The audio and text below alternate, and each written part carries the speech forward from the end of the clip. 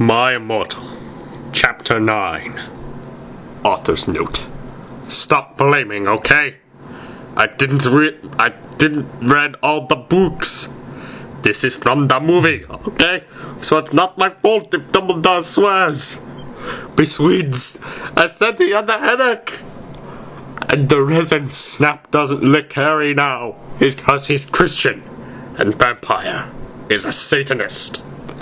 MCR rocks. I was so mad and sad. I couldn't believe Draco for cheating on me. I began to cry against the tree where I did it with Draco.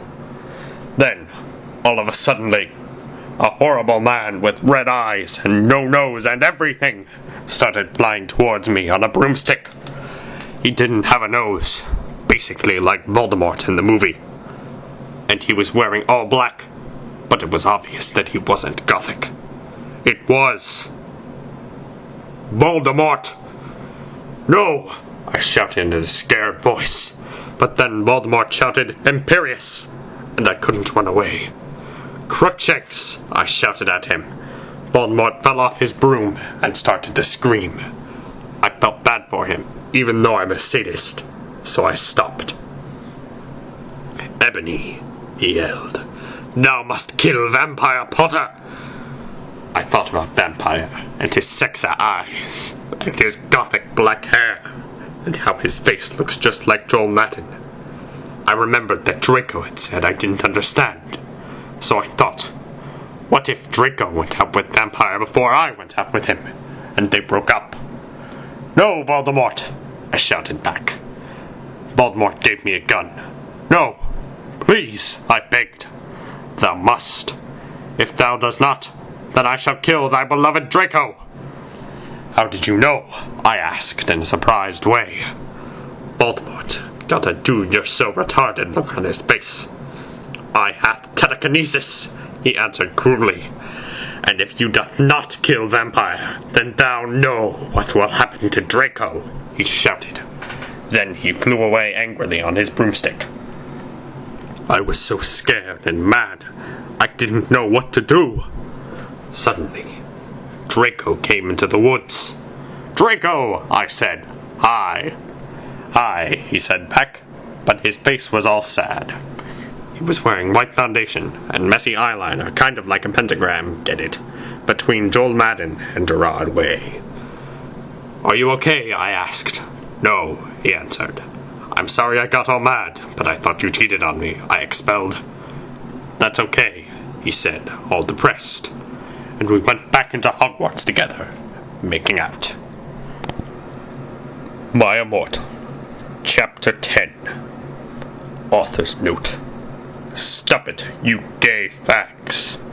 If you do not like my story, then fuck off.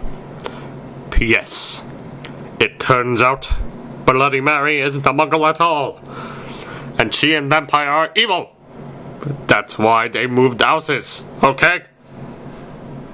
I was really scared about Voldemort all day.